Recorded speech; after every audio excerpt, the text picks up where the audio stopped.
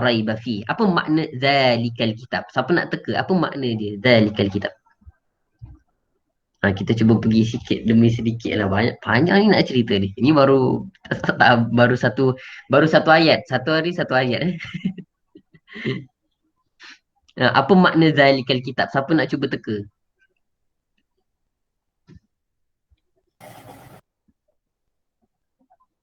Makna dia ke? Ha? Apa dia?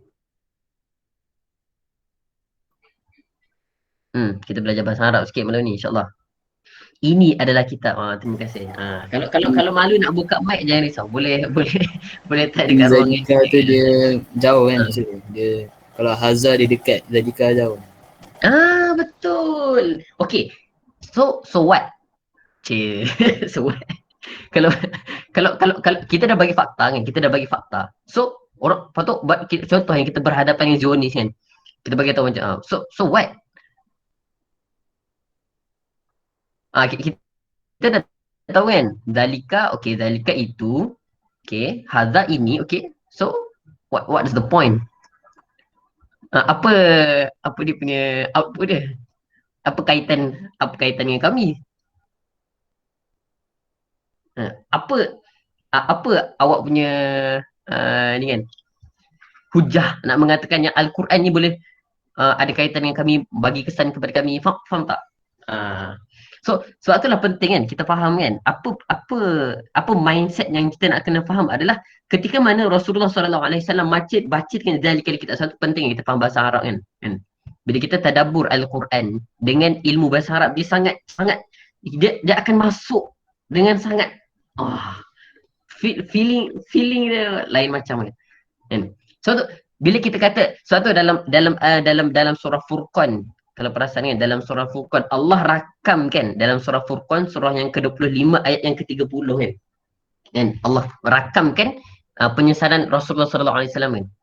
Wa qala nabi Allahumma salli Muhammad. Apa ayat dia? Wa qala rasul hadza versus zalika. Wa qala rasul ya laitani wa qala rasul wa qala rasul ya inna qaumi ittakhadhu hadzal qur'ana mahjura. Ayat tu. Kan. Hadzal qur'ana mahjura. Kat situ dia pakai hadza. Tapi kat sini pakai zalika. Nak menunjukkannya apa kan? Ketika mana ayat-ayat surah Furqan tu, minta maaf sebab saya rasa macam semua dah biasa kan dengan Al-Quran. Jadi saya cuba untuk lompat-lompat yang cuba untuk mengkaitkan dengan ayat-ayat ini. Dalam ayat tu Allah kata wa qala rasul ya qaumi ittakhadhu wa qala rasul ya rabbi inna qaumi ittakhadhu hadzal qur'ana mahjura. Allah rakamkan Nabi kata apa? Sesungguhnya kaumku telah menjadikan Al-Quran ini sesuatu yang ditinggalkan. Kenapa pakai hadza? Kenapa tak pakai zalika? Sebab apa? Sebab nak menunjukkan yang Al-Quran ni dia seolah-olah dia dekat dengan kita kan. Al-Quran ni dia ada dekat almari kita. Kita letak cantik-cantik, kita bungkus, kita letak tinggi-tinggi. Tapi kita tak baca pun. Kita tak usaha pun untuk nak memahami Al-Quran itu. Al-Quran ni kita Masya Allah kan, kita katam, kita buat pulut kuning. Kita kan Al-Quran ni dekat dengan kita tapi dia jauh daripada hati kita. Itu yang cuba disampaikan kan dalam ayat yang tersebut. Itu surah Furqan, tapi kat sini kan dekat secara fizikal tapi jauh dari betul Masya Allah kan. Tapi dalam ayat ni zalikal kitab nak ceritanya apa? Zalikal kitab Al-Quran itu, makanya bila Rasulullah pakai zalikal kitab, maka mindset orang Arab ketika itu mereka sangat faham bahawa Al-Quran ni bukan daripada Nabi. Dan boleh je Nabi nak katakan zalikal Quran. Zalikal Quran la raiba fih. Tapi kenapa zalikal kitab? Sebab apa? Sebab nak memberikan kefahaman dan nak menarik fokus orang-orang ahli kitab ni agar mereka ni nampak Al-Quran ni dia ada kaitan dengan kitab-kitab yang sebelum ni.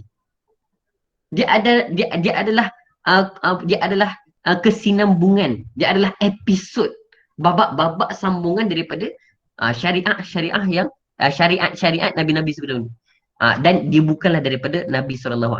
Itu point dia. Kalau Nabi pakai zalikal kitab, maka nampak yang Al-Quran ni macam dekat dengan Nabi. Dia adalah tulisan Nabi SAW. Kan?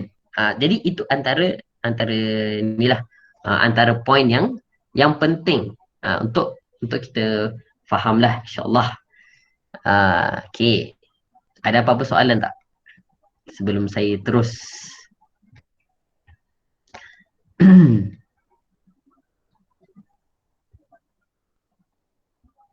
Okey. Ada soalan ke? Tak ada soalan Okey, insya-Allah. Jadi jadi kita pergi kepada apa bahagian kan? Apa bahagian pembahagian surah-surah pembahagian kisah-kisah yang ada dalam ni lah, dalam surah Al-Baqarah. Jadi fakta seterusnya adalah kita tengok kan, rubuk yang pertama kan, kalau dalam Al-Quran ni dia ada beberapa rubuk. Rubuk ni apa benda? Rubuk ni dia adalah permulaan. Kalau kita tengok dalam, kalau salah betulkan kalau tengok dalam Al-Quran tu dia ada star, dia ada bintang. Bintang tu apa benda? Bintang tu adalah rubuk. Bintang tu adalah rubuk. Kalau kita hafal Quran kan, kalau tahfiz kan, biasa budak-budak tahfiz ni dia tak hafal ikut muka surat tak. Dia akan hafal ikut rubuk. Dia akan hafal ikut cerita. So satu rubuk ni dia bukannya satu muka tak. Biasanya dia adalah 2,5 muka lebih kurang macam tu lah. So rubuk ni, rubuk pertama dia cerita tentang 3 kelompok manusia. Ayat 1 hingga 5 cerita tentang orang yang bertakwa. Ayat 6 hingga 7 sifat orang kafir. Ayat 8 hingga 20 cerita tentang sifat-sifat orang munafik. The rest is cerita tentang keterukan, kejahiliahan, ketidaktaatan orang-orang Bani Israel. Maka ayat ni dia memang nak attack habis-habisan orang Yahudi ni. Memang nak attack habis-habisan orang Yahudi kan. So kalau kita tengok kan,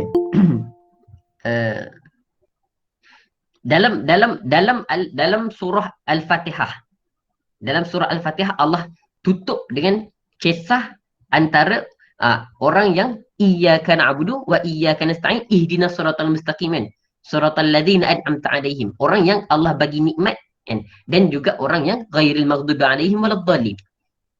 Okey, dan orang bagi nikmat dan orang yang sesat. Jadi kemudian dalam surah ini pula Allah rakamkan pertembungan antara orang ulaika humul muflihun kan, dengan pemimpin Mekah dan juga ahli kitab di Madinah kan. Dan surah ini berakhir dengan Rabbana la tu'akhidna in nasina aw akhtana ila al-akhir ayah kan. Wahai Tuhan kami, janganlah kau timpakan kepada kami, janganlah engkau siksa kami jika kami lupa kan. Jadi hujung ayat tu nanti antum boleh tengok kan. Antum boleh tengok hujung ayat tu cerita tentang apa kan. Dua ayat yang hujung ni merumuskan isi kandungan Al-Baqarah yang telah dinyatakan pada 10 ayat pertama Al-Baqarah, iaitu pertembungan antara orang beriman dengan orang kafir dan janji kemenangan kepada orang yang beriman. Jadi ayat tu dia tutup dengan fansurna 'alal qaumil kafirin. Jadi maksudnya apa? Maksudnya maka bantulah kami terhadap orang-orang yang kafir. Jadi ayat tu kan sepatutnya kan kita kan bila kita baca surah ayat tu kan dalam mak surat kan, sepatutnya perasaan kita bukannya mengantuk kan. Kalau kita baca dalam mak surat kita kan. Ramai orang baca hari ni mak surat baca sambil sandar kan. Sambil sandar, sambil baring, ada yang merangkak. Baca mak surah masya-Allah. makin berat kan mata. Sepatutnya perasaan kita ketika mana kita membaca al-maksurat ni adalah dia maksurat ni sepatutnya dia memberi motivasi, meningkat keimanan kita, meningkat semangat kita. Lebih-lebih lagi ketika mana sampai kepada ayat Rabbana la tu'akhidna in nasina aw akhtana kan. Rabbana wala taj'alna fitnatan lil ladzina kafaru ila al-akhir ayat kan. Tutup dengan ayat fansuna 'alal kafirin, maka bantulah kami terhadap orang-orang yang kafir. Dia tutup dengan doa. Dia bukan tutup dengan mata yang tertutup. Itu sepatutnya kan. Sebetulnya dalam surah Al-Baqarah ni, dalam surah Al-Baqarah tu sendiri, dalam mak surat tu sendiri kita nampak kan, macam mana mak surat ni sepatutnya dia menghidupkan semula hati-hati kita. Sebab itulah mak surat ni kita baca pada awal pagi kan. Supaya apa? Supaya nak menghidupkan hati kita, nak memberikan motivasi kepada kita kan. Untuk kita beramal pada hari-hari, pada hari itulah. Kan. Jadi inilah kabar gembira kan. Kabar gembira kepada mereka yang menyatakan keimanan kepada Allah. Sebab tu surah Ali Imran, kemudian bila tutupnya surah Ali Imran kan, surah Ali Imran ni dia sangat indah kerana memaparkan kemenangan orang Islam dalam perang Badar. Dan juga kemenangan orang untuk kematian. Jadi kalau kita tengok surah Ali Imran pula, sikit lah kan, sikit saya trigger sedikit kan. Surah Ali Imran ni dia ada beberapa peringkat ni. Dia ada, Allah rakamkan kisah tentang kemenangan dalam orang beriman ni dalam perang Badar. Dalam masa yang sama Allah juga merakamkan keimanan, merakamkan kemenangan orang beriman ni dalam perang Uhud. Sebab tu kalau orang kata kan perang Uhud ni umat Islam kalah. Sebenarnya itu adalah gambaran bila kita lihat pada kacamata fizikal. Kepada kacamata fizikal kan. Korang boleh tengok kan. Boleh tengok dalam surah Ali Imran ayat yang ke-133. Allah mula dengan wasari'u ila maghfiratin min rabbikum wa jannatin 'arduha as-samawati wal ardh u'iddat lil muttaqin. Kan. Kemudian Allah cerita pula kan. Qad kadat lakum bukan. Am hasibatum an tadkhulul jannah walamma ya'tikum mathalul ladzina khalu min qablikum massathumul ba'sa. Betul ke ayat tu? Am hasibatum an tadkhulul jannah walamma apa? Sambung. Siapa tahu? Ayat tu. Allah bagi tahu kan, adakah kamu menyangka kamu kamu akan masuk syurga sedangkan belum nyata orang yang sabar dan berjihad dari kalangan kamu. Kan? Sebelum tu ayat ni Ali Imran kan, Allah rakamkan kisah, Allah rakamkan macam mana kemenangan orang beriman ni adalah ketika mana mereka berjumpa dengan Allah. Kemenangan orang beriman ni adalah ketika mana mereka mendapatkan syuhada. Ketika mereka mendapatkan syahid di jalan Allah. Itulah kemenangan yang sebenar. Suatu kalau kita kata perang Uhud ni orang beriman ni kalah ke menang? Jawapannya adalah orang beriman ni menang secara total. Sebab apa? Sebab mereka menang kerana mereka berjaya mendapatkan keredaan Allah kan. Sebab itulah Al-Quran ni kan, macam saya kata daripada awal tadi kan, Al-Quran ni dia punya target utama dia, fokus utama dia bukanlah untuk merawat masalah otak. Tapi fokus utama Al-Quran adalah untuk merawat masalah orang yang tak boleh nak move on. Fokus utama Al-Quran adalah merawat masalah orang yang ada masalah hati kan. Satu kalau kita tengok surah Al-Baqarah kan, dia cerita tentang apa? Dia cerita tentang allazina yu'minuna bil ghaib, orang yang tidak beriman tentang hari kiamat. Kejadian isi Allah dan Rasul mendapat mendapat keridhaan Allah. Okey, kemudian saya cuba kita ada lagi beberapa minit. Saya cuba untuk minta maaf lah, saya punya cerita ni baca tak tersusun sikit, saya memang macam ni. Minta maaf Okey, jadi kita sambung insya-Allah kan. Dalam juz 1 dirakamkan kisah orang beriman yang pertama. Tadi kita dah tengok kan. Tadi kita dah tengok macam mana surah juzuk yang pertama ni dimulakan dengan surah Al-Fatihah. Dimulakan dengan surah Al-Fatihah ni Allah cerita miftah kan, kunci ataupun mukaddimah kan. Allah cerita dia punya teori. Dia punya contoh dia adalah ini dia, kisah yang pertama, iaitu kisah tentang orang beriman yang pertama, iaitu Nabi Adam yang bertembung dengan musuh Islam yang pertama, iaitu aba wastakbara wa kana minal kafirin, iaitu iblis la'natullah kan, syaitan la'natullah.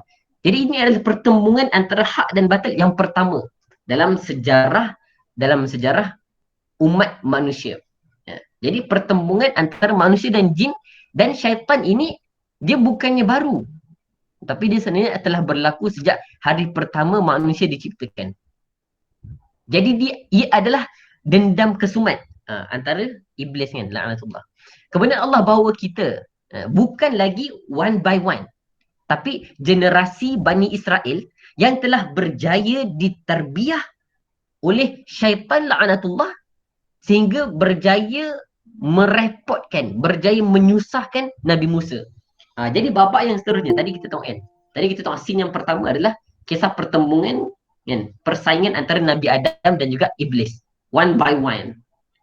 Kan.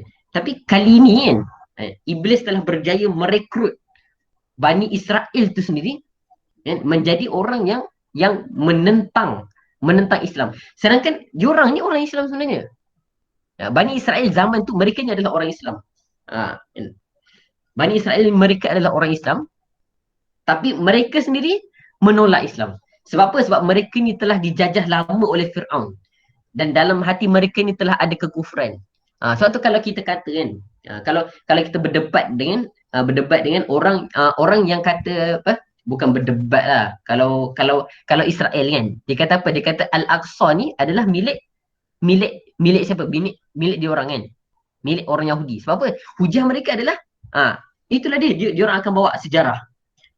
Bani Israel ni yang dulu datang dekat Palestin dulu kan. Nabi Sulaiman pun orang Israel juga. Tapi sebenarnya kalau kita study sejarah sebenarnya nabi-nabi dulu ni mereka ni bukannya Yahudi kan. Mereka ni bukannya beragama Nasrani, tak, mereka adalah beragama Islam. So itulah dia ciri-ciri orang Yahudi ni kan. Dia orang nak claim dia orang ni mulia kan, tapi sebenarnya dia orang sendiri adalah orang yang menolak hidayah tu kan. So kita sambung insya-Allah kan. Jadi kemuncak kisah Bani Israel adalah ketika mana Allah mengaitkan mereka dengan Yahudi di Madinah. Bukan sekadar kisah Bani Israel di masa lampau, tapi adalah bukti anak cucu Yahudi ini yang terus-menerus apa yang dilakukan nenek moyang mereka, iaitu melawan para rasul, membunuh rasul dan lain-lain lah. So nak ceritanya bila Allah dia memberikan kisah Al-Baqarah ni, dia bukan sekadar semata-mata kisah. Dia memberi perasaan tak sedap kepada orang Yahudi ni. Sebab memburukkan mereka. Sebab dia cerita macam mana kisah sejarah kan. So kat situ kan nampak kan macam mana Al-Quran ni dia menjadi hujah kan. Dia menjadi hujah kepada Bani Israel itu sendiri. Jadi apa perasaan, apa kefahaman yang kita kena faham kat sini adalah apabila kita baca surah Al-Baqarah ni, mungkin lah kan kita macam terfikir kan, ni cerita pasal Bani Israel, apa kaitan dengan aku kan? Apa kaitan dengan aku? Sebab itulah kita kena faham kan. Sekarang ni kita ada dua option kan.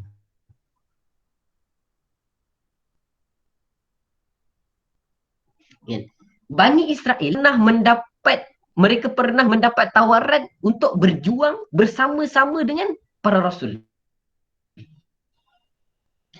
Mereka pernah diberi offer untuk bersama-sama menjalankan tanggungjawab khalifah. Tanggungjawab menyampaikan Islam dan mengajak orang untuk beribadah kepada Allah. Tapi akhirnya mereka ni memilih untuk tak nak bersama dengan perjuangan para rasul. Malah setakat memilih untuk tak nak berjuang, malah mereka inilah yang menjadi orang yang menyusahkan para rasul. Jadi bila kita faham kan, bila kita baca kan, bila kita baca kisah tentang Bani Israel ni, kita faham bahawa orang Islam hari ni dia tak ada jaminan yang orang Islam hari ni takkan jadi macam Bani Israel. Faham tak? Faham tak kat sini? Faham tak point saya? Apa yang saya cuba sampaikan? Faham tak? So sekarang ni kita ada dua pilihan kan? Kita ada dua pilihan. Sama ada kita nak jadi Nabi Adam atau nak jadi iblis. Boleh kasar bahasa. Sama ada kita nak jadi Nabi Musa ataupun Bani Israel. Ha. Sifat mereka, betul. Sifat mereka boleh juga ada pada kita. So tu dalam surah Al-Fatihah kan. Allah tak cakap ghairil Bani Israel ke kan. Ghairil Yahudi ke tak kan. Tapi Allah kata ghairil maghdubi alaihim waladdallin. Ha. Allah cerita ciri-ciri mereka. Dan yang menarik dalam Al-Quran kan, kalau kita tadabbur kan, kalau kita go through Al-Quran, dalam Al-Quran jarang sangat cerita tentang Allah, jarang sangat Allah sebut nama. Ha. Dalam Al-Quran, cuba cari ayat yang Allah cerita tentang Zulaika. Ada tak? Tak ada. Dalam surah Yusuf tak ada. Dalam surah Yusuf, Allah sebut Imra'atul Aziz.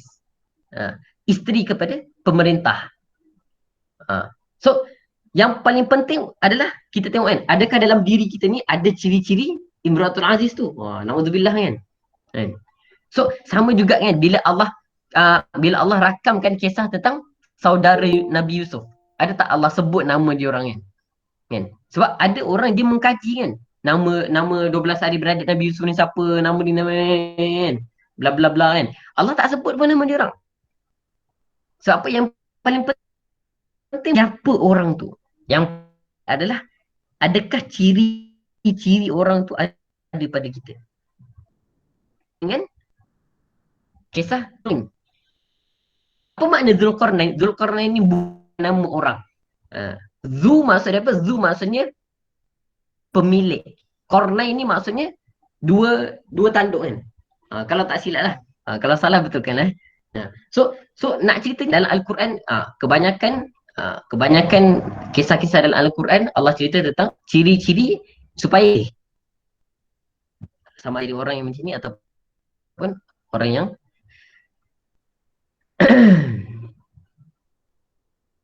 akhirnya ditutup kan, surah adalah ditutup kan. Selepas banyak saya cerita, ada cerita Jalut yang Lut kan.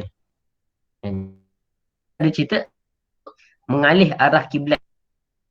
Maka Kaabah yang terperinci kisah Ibrahim yang lulus semua ujian dan tidak terpengaruh dengan syaitan. Jadi Allah kisahkan juga tentang ayat apa? Ayat terlihat tu kan, supaya mengambil untuk menjadi orang yang percaya kepada benda yang kita tak nampak pun hikmah dia. Cuba kita bayangkan kan. Cuba kita bayangkan kita berada pada situasi Nabi dan juga para sahabat kan. Kita dah contohnya sekarang kan, kita dah menghala kiblat kita ke Kaabah. Kan? Tiba-tiba dapat arahan tukar kiblat kan. Kita tak tahu kenapa kena tukar kiblat. Kita tak nampak hikmah dia. Tak nampak hikmah dia, tapi sebabkan kita beriman kepada Al-Quran, maka kita ikut tanpa banyak soal. Sebab apa? Sebab kita yakin benda tu datang daripada Allah. Kan? Wallahu a'lam, rasanya tu je lah kot untuk malam ni. Saya serahkan kepada MC lah, insyaAllah. Yang lain-lain ni nanti siapa nak slide boleh minta kat saya lah, insyaAllah. Saya pun dah sakit tekak, maka tu je lah dari saya. InsyaAllah kalau ada soalan boleh tanya, insyaAllah. Okay, Barakallahu Fiq, Ustaz Muhib. Alhamdulillah, terima kasih kepada Ustaz atas perkongsian. Hebat lah. Maksudnya surah Baqarah ni dia surah yang panjang, macam-macam kisah haram dia. Dan dalam masa yang singkat ni, less than 1 hour, Ustaz Muhib dapat menceritakan macam-macam input kepada kita. Walaupun tak habis, difahamkan cerita ni sikit, tapi kita dapatlah gambaran. Sekarang insyaAllah kita buka sesi soalan. Soalan kepada ni lah Ustaz, berkenaan ni lah perkongsian tadi. Kalau ada siapa nak kongsi ataupun nak tanya soalan, dialukan. Kita bagi dalam 15 minit untuk sesi Q&A. Assalamualaikum. Boleh ke? Nak tanya lah kan. Kan dalam surah Al-Baqarah tadi kan Ustaz ada cerita pasal yang juzuk 1, juzuk 2 kan. Maksudnya dia, adakah dia menggambarkan bahawa susunan ayat dalam Quran ni dia memang saling berkait lah. Maksudnya dia tak ada macam, contoh kalau kita baca mungkin macam kita tak dapat nak relate kan satu ayat dengan ayat yang lain kan. Jadi apa dia punya hikmah dia sebenarnya, dia susun juzuk-juzuk tu dan kita dapat kaitkan lah dalam surah yang sama tu. Masya Allah, soalan yang sangat baik. Suatu sangat sangat bagus kan. Ada satu hadis Nabi SAW kan. Nabi sebut bahawa perkumpulan-perkumpulan kan nama Allah kan yang membacakan kalam-kalam Allah akan dinaungi kan. Akan dinaungi oleh para malaikat kan.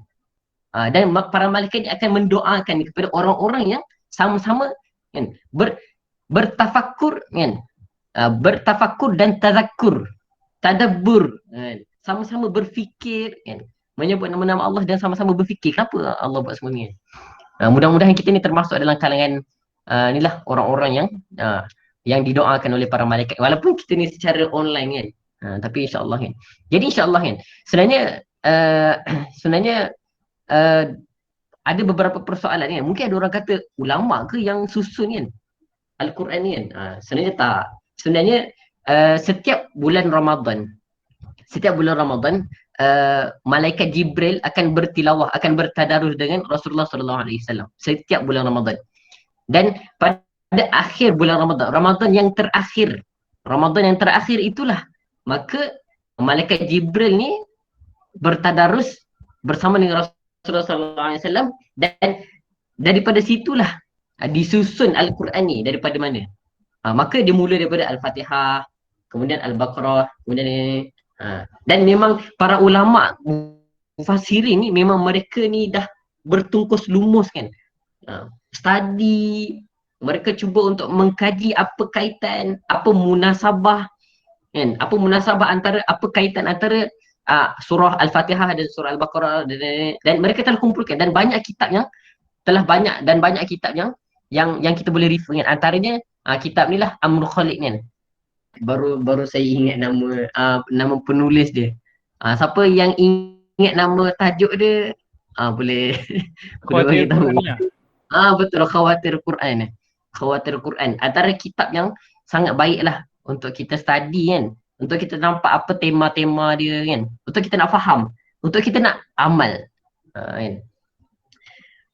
Menjawab tak soalan? Nasib baik tanya sebab saya dah lupa dah tadi.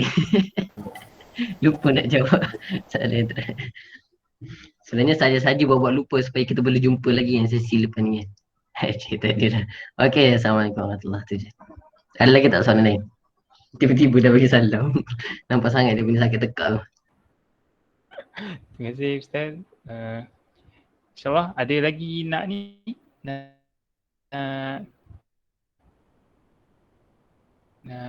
ajukan soalan kepada Ustaz. Mungkin ada beberapa poin yang tak faham ataupun nak minta lebih penjelasan ataupun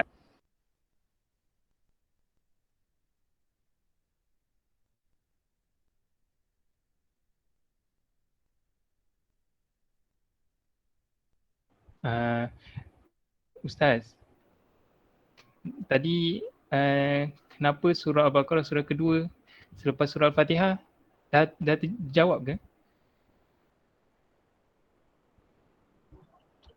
Ya, saya dah jawab tadi. Dapat tak? Faris dapat tak? Faris boleh tolong ni tak jawabkan balik? Apa yang mana tu? Kenapa surah Al-Baqarah selepas surah Al-Fatihah? Ya, yang nak jawab tadi itulah yang dia menerangkan tentang permintaan kita dalam surah Fatihah tu.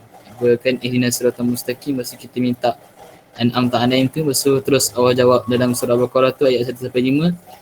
Lepas tu dalam surah Al-Baqarah mesti dicerita pasal golongan Al-Maghdub dan surah Ali Imran tu banyak cerita pasal Ad-Dallin. Ada kaitan.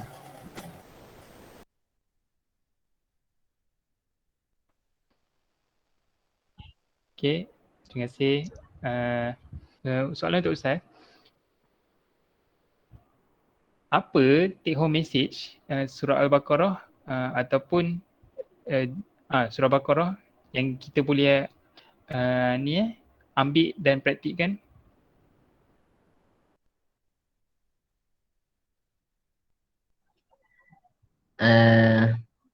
Masya Allah, menarik kan soalan kan. Sebenarnya take home message yang paling penting sebenarnya ada dalam surah Al-Fatihah tu sendiri. Suatu antara adab kan, antara adab kita membaca surah-surah dalam Al-Quran ni, adabnya adalah dengan kita memulakan dengan surah Al-Fatihah. Sebab apa? Sebab surah-surah selepas tu adalah penjelasan kepada surah Al-Fatihah tu sendiri. So, dalam surah Al-Fatihah tu kan, dalam surah Al-Fatihah tu kita nampak kan ada beberapa watak yang kita boleh pilih.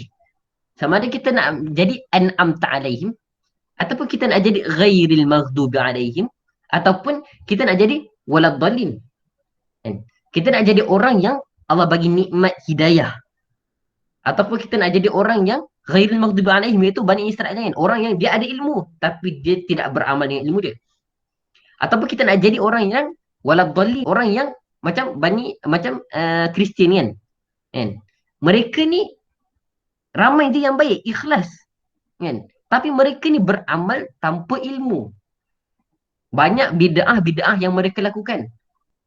Ikut suka hati dia orang kan. Jadi kita nak pilih yang mana? Sebenarnya kisah tentang Nabi Musa dan juga Bani Israel semuanya adalah contoh. So kita ni kalau kita perasan kan, kebanyakan dalam Al-Quran kan, Allah sebut tentang Fir'aun, Allah sebut tentang Musa. Mungkin dah tak ada dah Fir'aun zaman kita. Tapi orang yang macam Fir'aun tu ada. Siapa yang pernah dengar kan kisah Ashabul Ukhdud kan? Satu kisah yang sangat menarik kan.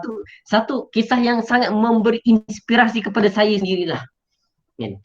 Sebab apa? Sebab kisah tu dia ada beberapa watak yang sangat best. Dia ada watak rahib, dia ada watak gulam dakwah kan. Dia ada watak gulam budak kanak-kanak yang kematiannya menghidupkan orang lain. Dan dia ada watak raja. Dan dia juga ada orang rakyat biasa. Biasa. So, kita tinggal pilih. Kita nak jadi watak apa? Kita nak jadi siapa? Kita nak jadi Bani Israel ke nak jadi Nabi Musa? Kita nak jadi Fir'aun ke? Nak jadi ahli sihir ke? Nak jadi murid-murid biasa ke? Ataupun kita nak jadi ghulam dakwah? Yang sentiasa berfikir untuk memberi hidayah kepada orang, sentiasa berfikir untuk menarik orang kepada Allah, sehingga mana kematian dia tu sendiri menyebabkan orang masuk kepada Islam kan. Satu kematian yang sangat kan oleh kita semua. Kita bila kita ada baby kan, kita nampak baby menangis kan. Apa mindset kita sepatutnya adalah kan. Mindset kita adalah kita dulu ketika mana kita baru lahir ke dunia kan, kita menangis tapi orang sekeliling kita gembira dengan kelahiran kita. Maka kita kena usaha supaya kita meninggalkan dunia ni dalam keadaan orang menangisi kita, tetapi kita gembira kerana kita tak sabar nak berjumpa dengan kekasih kita iaitu Allah kan. Wallahu a'lam bissawab. Tu jelah untuk malam ni insya-Allah. Menjawab tak soalan? Takut tak menjawab soalan, minta maaf lah kalau tak menjawab. Okey Ustaz, dapat jawab. Ustaz, soalan last dalam komen. Bagaimana Ustaz kata Bani Israel dididik oleh Fir'aun selama menjadi hamba? Betul ke? Okey. Baik, insya-Allah. Sebenarnya kalau kita perasan kan, macam saya kata tadi kan, setiap zaman dia ada Fir'aun dia. Suka hati je. Setiap zaman dia ada Nabi Musa dia. Setiap zaman dia ada ghulam dakwah dia. Setiap zaman dia ada sihir dia. Dia ada silibus sihir dia. Jadi zaman Fir'aun Zaman Fir'aun. Fir'aun ni telah berjaya memperbodohkan. Fir'aun ni telah berjaya memperbodohkan Bani Israel. Kan? Sehingga Bani Israel ni dia tak berani melawan dia orang. Kalau dalam Al-Quran kan, kita boleh tengok, kita boleh study kan. Macam mana Bani Israel ni, dia tak berani langsung nak melawan, inilah, menentang arus. Tak berani. Sebab apa? Sebab sistem pendidikan dia.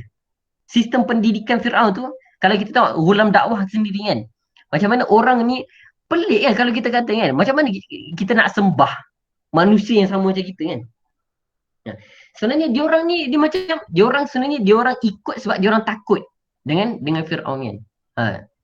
Jadi sama juga kan,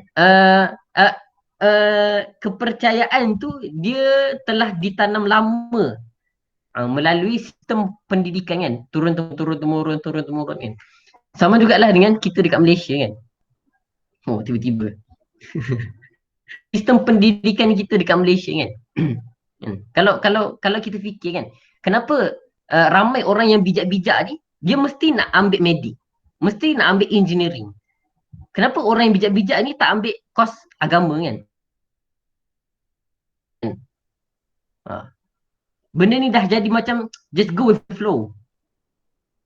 Sepatutnya orang-orang yang bijak-bijak ni lah yang kena belajar agama. Sebab orang yang bijak ni lah yang nak faham Al-Quran, hukum. So berkaitan dengan sistem. Sama juga dengan bila kita berbicara kalau kita tahu kan sistem pendidikan kita kan, ada tak sebut tentang tarbiyah? Tak ada kan dalam buku teks. Sedangkan itulah antara perkataan yang paling banyak disebutkan dalam Al-Quran. Even dalam pendidikan Islam sendiri pun tak ada kan. Dalam silibus pendidikan Islam. Satulah lahirnya orang-orang yang pendidikan Islam A+ tapi takut dengan lipas kan. Tiba-tiba. Pendidikan Islam A+ tapi takut dengan hantu kan. Sebab apa? Sebab dia punya pembelajaran tu, dia punya silibus tu bukan Qurani. Dia punya silibus tu bukan bergantung, betul, tahu versus faham kan. Dia tidak refer kepada Al-Quran, dia tidak refer kepada Al-Quran. Maka lahirlah orang-orang yang ditarbiyah bukan daripada neraca Al-Quran. Bukan daripada neraca Al-Quran. Maka berbalik kepada soalan tadi tu kan, Bani Israel tu kan. So Bani Israel ni kita pun tak tahu kan dia punya silibus apa, tapi yang pasti kan, yang pasti Firaun ni dia telah berjaya buatkan mereka ni menerima totok lah bulat-bulat kan. Firaun kata apa, dia orang terima je. Kalau kita tengok kan kat Mesir kan, contoh kan, kalau kita tengok kat Mesir kan, dia sistem yang kita kata sistem yang kuku besi kan. Sistem yang kuku besi kan. Tak ramai kalau kita contoh kan, kalau kita pergi kepada Ikhwan Muslimin kan, peristiwa Raba'ah kan, peristiwa pembunuhan, pembantaian beribu-ribu orang Islam kan. Sebenarnya ketika itu ulama-ulama Azhar ni dia berpecah kepada dua kan. Berpecah kepada dua kelompok kan. Satu kelompok yang dia berani menentang pemimpin presiden masa tu kan. Dengan lantang lah, suara yang lantang lah. Satu lagi ulama yang dia tak setuju tapi dia macam tak berani nak menentang. Itu baru cerita Mesir. Mesir ni belum sampai tahap yang presiden dia mengaku Tuhan. Sama jugalah dengan siapa presiden sekarang US. Siapa nama pakcik tu? Siapa nama pakcik tu? Biden kan. Biden kan, pakcik Biden kan. Mungkin ramai orang takut dengan ni, tapi belum sampai tahap macam Firaun. Faham tak? So kita tak boleh nak bayangkan macam betapa teruknya, betapa dahsyatnya kan sistem pemerintahan Firaun ni yang buatkan orang Bani Israel ni memang tak boleh nak lawan. Dia macam memang kejam gila lah macam tu kan. So wallahu a'lam. Tak pastilah macam mana kan, tapi itulah dia menghasilkan orang-orang yang macam itulah. Ya. Wallahu a'lam, minta maaf lah kalau tak menjawab Okay, terima kasih Ustaz. Harap menjawab. Kalau tak menjawab, insyaAllah boleh ajukan lagi sekali, tembak lagi sekali Ustaz, tanya lagi Ustaz ataupun tanya sesiapa speaker di masa akan datang. Jadi insyaAllah sampai sini saja kepada ahli-ahli komuniti sekalian. Moga kita jumpa lagi di next sesi. InsyaAllah sesi pada setiap minggu akan diadakan pada hari yang sama dan akan dimaklumkan dalam grup dari masa ke semasa. Apa-apa update di situ. Jadi teruskan bersama dan jika rasa memberi manfaat, silakan ajak sekali kawan-kawan yang lain. Jadi terima kasih kepada semua yang serta walaupun masing-masing mungkin busy insyaAllah kan. Tapi kita telah spend sikit masa yang ada ni untuk mencari kefahaman dalam agama dan juga memburu keridaan Allah kan. Jadi insyaAllah terima kasih kepada antum semua. Jadi ada sedikit pantun penutup. Ulat bulu panjat lidi, terima kasih daun keladi. Moga kita berjumpa lagi memburu redha sang ilahi. Hingga ketemu next sesi, jaga iman, jaga diri. Wallahu a'lam bisawab. InsyaAllah kita tutup majlis dengan tasbih kafarah suratul as. Subhanallah wa bihamdihi la ilaha illa anta astaghfiruka wa atubu ilaik.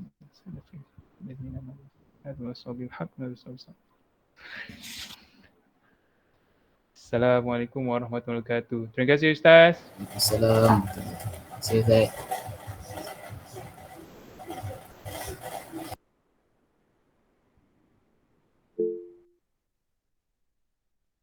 Terima kasih Ustaz.